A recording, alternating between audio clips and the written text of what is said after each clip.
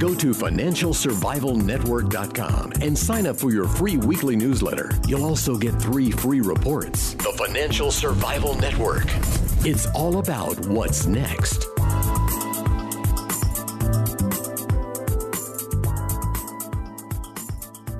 Welcome. You're listening to the Financial Survival Network. It's Kerry, Lutz. And as you know, we've got a big webinar coming up on Monday, December 29th, 9 p.m. Eastern Standard Time.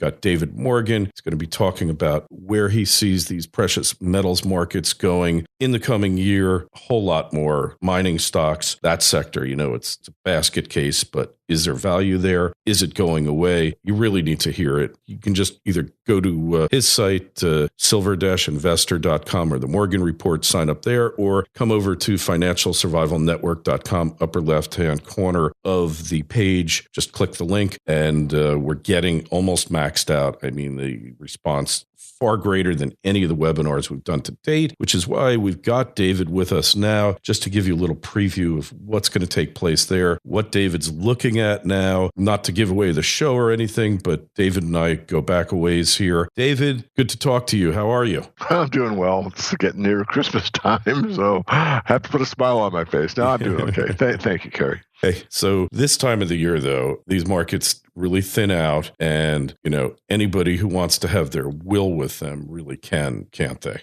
Yes. I mean, you know, since I've got enough gray hair these days and have been in this market for, you know, it seems it's almost tough to spit it out, 4 decades.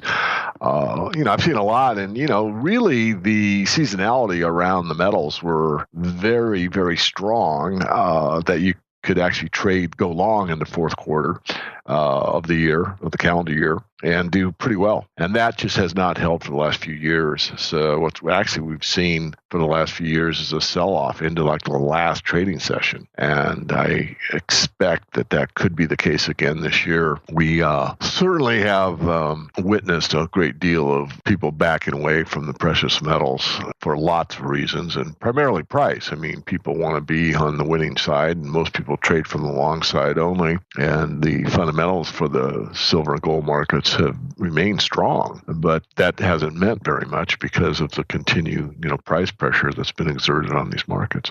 So we'll definitely can examine that more. I mean, basically, just to reiterate what you said, if you go to the website, your website or mine, and go to the morganreport.com, right at the top of the page, it talks about the Liberating Mastermind live webinar. And then if you just scroll down just slightly below the fold, there's a hot link to sign up, register for the event. And this is about the people that, want to attend this and ask their questions. And it's a kind of a nightmare when you get a lot of people signed up, which is fine. I mean, I'm happy to talk to anybody. It's just that there's a lot of repeat questions. So there's some type of like filtering system that, kind of categorizes a lot of questions will be repeat, or the general idea will be the same. But I really do think we're at a bottom or near the bottom. I've been saying that for a while, but I think we are.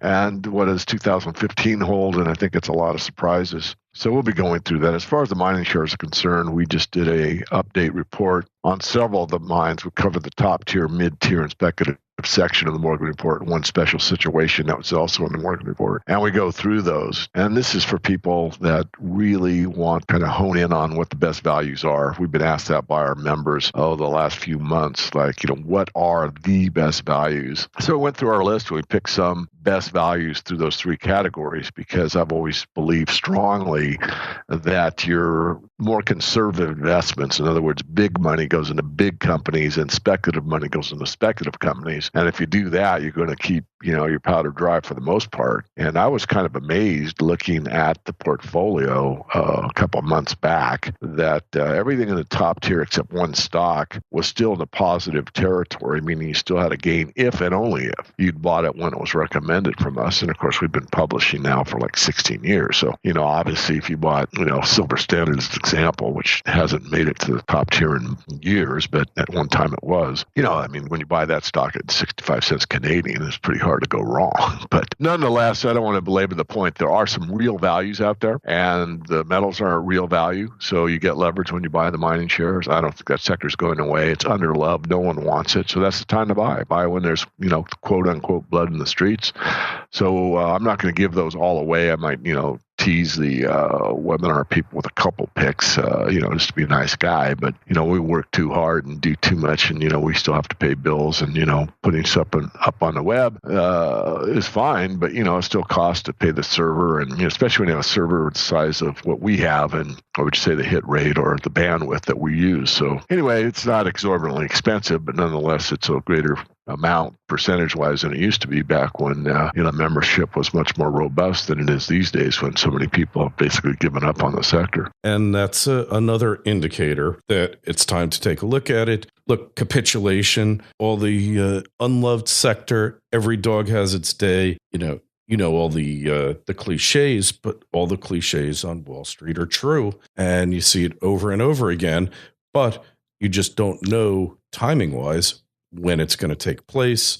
But certainly the stars are lining up for the precious metals sector.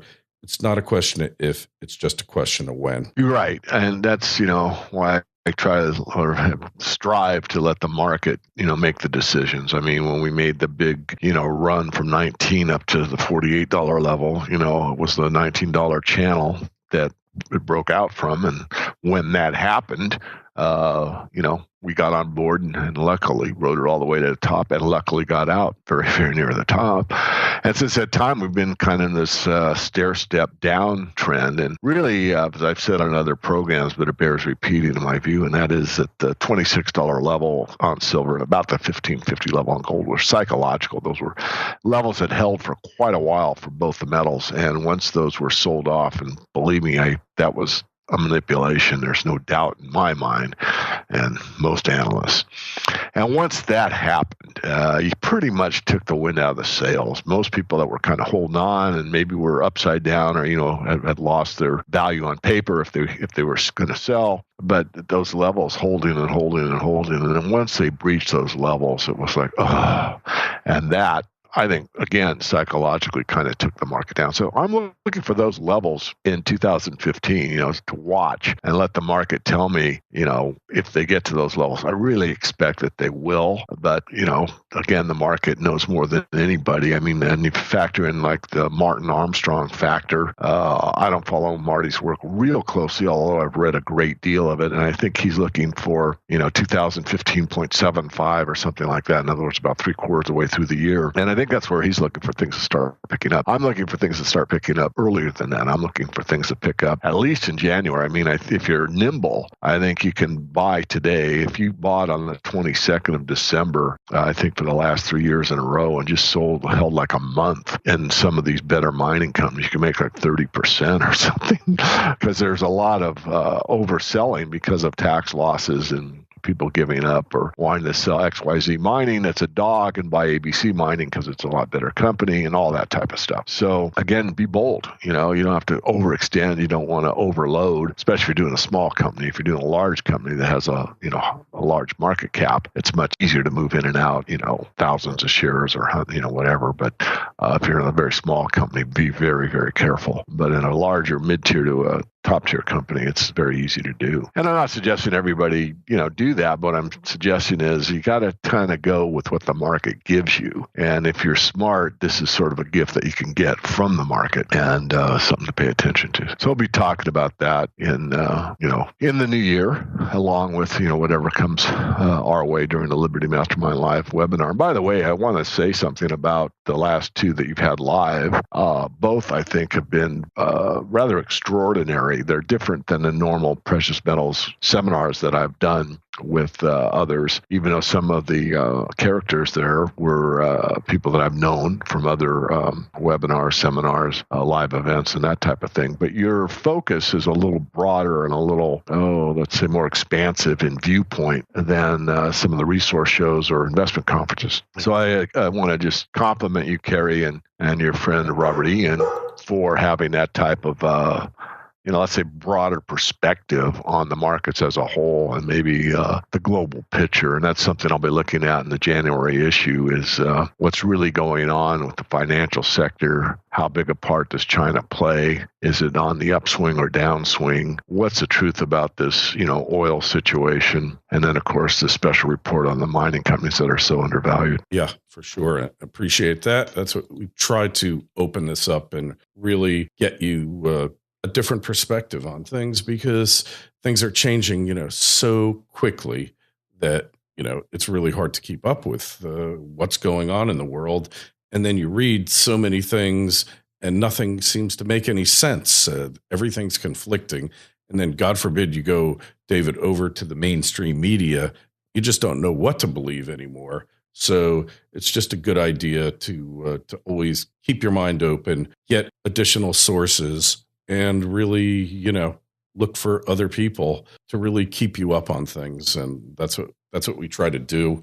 And you've been instrumental in helping us do it here. So 2015, it just seems so murky. We're just a couple of, today's the 22nd. We're 9 days away from it. And, so many years, it just looks like it's more of the same. But this year, it looks like it's going to be totally different and uncharted waters, all those cliches. Well, when we come back, let's talk about trends that you see that could just come out of nowhere and blindside us on the Financial Survival Network. FSN Radio. It's all about what's next. Every week the show is growing. Would you like to be a part of it? Then go to clubfsn.com and help support us with $1, $2, $5, or $10 a month and get a host of premium content with newsletters dropped into your mailbox, free books, private audio clips, webinars, and much more. Then join clubfsn.com. If you want to get ahead of the trend and ensure your family's financial security before it's too late, go to clubfsn.com and sign up. The Financial Survival Network. It's all about what's next.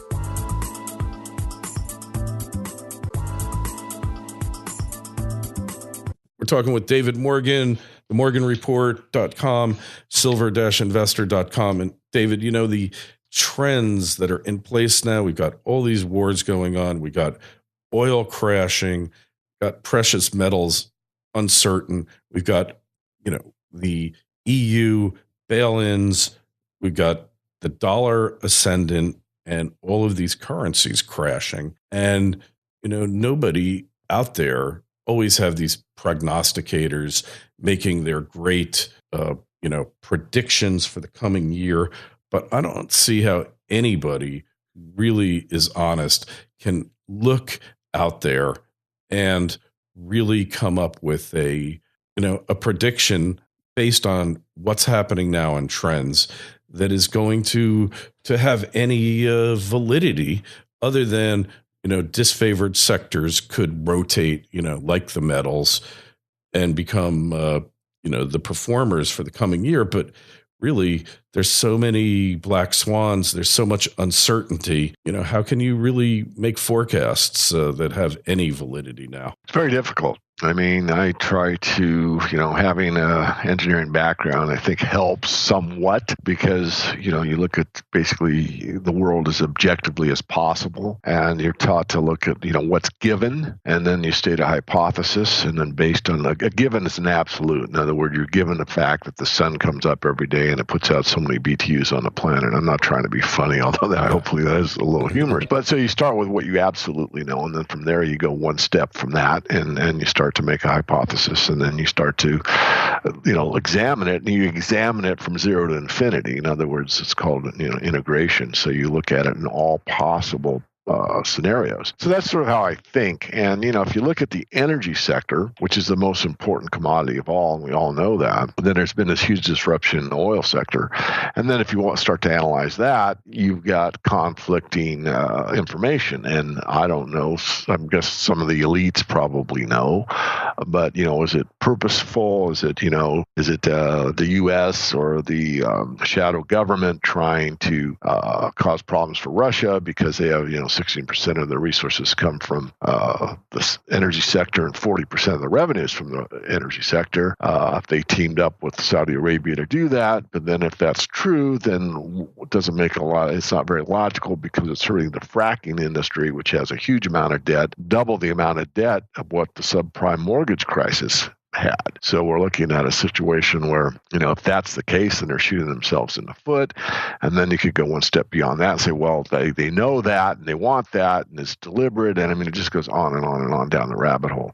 The facts are that oil prices have gone down substantially. The fact is fracking is not sustainable at those levels. And the fact is, like in the mining industry, that if they stay at these levels for a certain amount of time, and it's an individual case-by-case basis based primarily on not only price but management's decision to stop. What we do know is, like the mining sector, is that if they stay here, the price of oil stays at this level or these levels long, any new proposal that looked good a few months back will be put on the shelf and will not take place. So it's a big deal. How to analyze it properly is probably to stay more to the facts and less to the, geopolitical part of it, although that's very important. I understand that, but to know, so-and-so did it because they want such and such to happen, that gets into speculation. And, I'll probably do a little of that, but it'll be more like, if A, then B, and if B, then C type of thing, not saying I know that this was done because, we want to put the hurt on Russia or whatever. Moving on from there, one that's really important, of course, besides energy, of course, is water. And, you've had this climate change, particularly what's happened in California with this huge drought. And what that means is food prices are going to have a lot of pressure going up next year. And, you have to have energy to produce food. And so that's coming down, but you also need to be able to grow it. And if the weather conditions are so horrendous that your crop yields are much lower than normal, and they are, then that's going to put pressure on food prices. So that's one, I think, a trend that you can look at with some, reasonable expectation that that's correct. Certainly you've seen it in beef prices here, recently.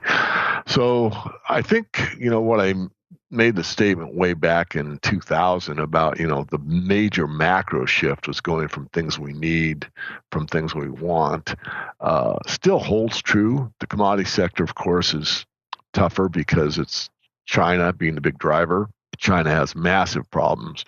They've overextended their ratio to loans to GDP is poor, meaning that they've just, done the funny money game they learned from the Anglo-American Empire. I mean, they basically took the banking system from the elites and implemented it in China. And now they've got, 70 million apartments that are basically just ghost cities. A huge misallocation of capital. And the manufacturing base of China is probably overextended. So you have China kind of waning. You've got uncertainty in the oil sector, uncertainty politically, which is, easy to forecast. I mean, the uncertainty in the geopolitical realm continues, and you just hope that, the people running the asylum are sane and not insane. Excuse my sick humor, but, it's pretty scary when you have, nuclear weapons out there, and I don't want to dwell on that, but it's a fact, you do. And if you have people run things on emotion. I mean, who among us hasn't, said something in the heat of the moment, so to speak, that probably on reflection wished that they probably held it to themselves or said it in a different way, or, took a couple deep breaths, walked around the block and restated it or whatever. I'm only making that point to say that, this idea of this continual war effort that goes on to spread democracy or spread, whatever. I mean, use whatever adjective you want or whatever metaphor is popular from the propaganda press. The truth of the matter is that war destroys things. And if this thing escalates, and it looks like it could, then, who does that really serve? Certainly doesn't serve humanity. And who's behind it? And what are their motives? And is it money driven? And, all these questions need to be asked. And those are hard to forecast other than that the trend continues. The trend continues that there's more disorder, more entropy, as we'd say, as an engineer. The disorder is increasing, not decreasing. And if you did a vote truly with a true democracy, and everybody was able to get on the internet, only about half the world's population is on the internet now. But as a thought experiment, if everyone was able to vote, what would be the vote for more war? I mean, come on, And yet these are the kind of questions that I guess struggle with, and I'm certainly not the only one, but it's very frustrating to know, the majority would like life to be much different when this minority power structure is in place that imposes the destructiveness of all these things that we witness in our daily lives. And then, of course, we've got the distraction factor, that this sports team or this fashion model or this piece of this automobile or this movie or this music or whatever. And I'm not against any of that stuff. I participate in it. I don't want to be a hypocrite, but I try to put it in the perspective, right? Yeah, right. Right perspective or the correct context. I mean, that's entertainment. And if my whole life's about entertainment, then what kind of a life do I have? I certainly want to give my life meaning by looking at these meaningful questions and trying to help others decipher the wheat from the chaff and make decisions that are going to benefit them in the long run, and not only benefit them, but benefit their kids and their kids' kids and their kids' kids' kids. I mean, that's where I come from. Does that mean I can't enjoy, some entertainment now? No, of course I can. But again, put it in the proper perspective, as you said, Kerry, because that's just part of life. It's not what your life should be about, for crying out loud. But we seem to get pushed into that, and I probably spend more time on my doggone, telephone than I should, as far as, is it always work related? No, it's not. But anyway, I'm off on a tangent. You might bring me back in. And ask me something. Hey, but I totally know what you're talking about here. And, I'll bring it back because it kind of covers both of these things. Let's talk about the Sony hack that just occurred. It's entertainment, and yet it's much more profound than that because it kind of covers all those things you were just talking about. It's kind of a big deal from a free market type of thing because companies, their data is everything. And this company's left really devastated. Their secrets get out, and they're damaged, and all these things, all these bad things. They're living in a world of shame right now, and it's war against them, economic warfare, and it's a pretty big deal, It really is, and it shows you. Where the war is going, and I put war in quotation marks. I mean, this cyber war is real, and it's a perfect demonstration. And I'm glad that you brought it up because it shows that it's irrefutable now that you can put so much pressure in this cyber warfare that you can actually cause a massive change. I mean, Sony's going to lose a lot of money by not being able to release that film, and everything goes along with it. I mean, not just the cost of producing the film and then pulling it off, or not, submitting it to the theaters, but the thought process behind that. Now, other, film studios, entertainments, banks, whatever, are thinking, wow, if they could hack Sony, can they hack us? And if they do, what would they find? And, if you think about it, if the NSA can look at everyone's email and all of their text messages and everything else, why aren't they able to route out, all this criminal element that goes on in the financial system? Why can't they route out what's going on between world leaders where they say, we've got weapons of mass destruction, we don't? I mean, they are all seeing, all being, all knowing, omniscient, omnipotent, then why can't they get this world in order? I mean, if they're seeing all this bad stuff, well, think about it. If they truly can see it all, then what are they doing with the data? And are they giving these entities that are doing these criminal activities a pass? I mean, you have to ask that question, right? Yeah, because, sure. I mean, let's face it, if they know all this bad stuff that's going on, like who's putting out the heroin everywhere, right? Yeah, I mean, if they can see all the emails and all the texts, follow the money, I mean, why can't they stop that in a week's time, But no. That's, hear much about that, So it's really, I hate to be. Yeah, where's the cop when you need one? Yeah, right? I hate to sound so negative, maybe, but these are the correct questions to ask, at least in my view. I agree. Where are they when you need them? They're so busy meddling in everyone's business that they're not there to protect us, which is their supposed purpose. Anyway, we got to go now, but don't forget, come over, sign up for the webinar. Either go to David's site or ours. Sign up for free. I think it's really going to do you a world of good. And David, just tell us your site, how people subscribe to your services again. Sure. Just go to themorganreport.com. If it's the first time there, you'll get a pop-up menu. You can sign up for our free e-letter that comes out every Saturday. YouTube channel is Silver Guru. Twitter feed is at Silver Guru 22. And I'll leave it at that. Thanks. All right. And you'll find the link over on our site, financialsurvivalnetwork.com. Sign up for a free newsletter. David, we will see you next Monday, okay? You will. A week from now. Thank you. Thank you. FSN Radio. It's all about what's next. Go to financialsurvivalnetwork.com and sign up for your free weekly newsletter. You'll also get 3 free reports. The Financial Survival Network. It's all about what's next.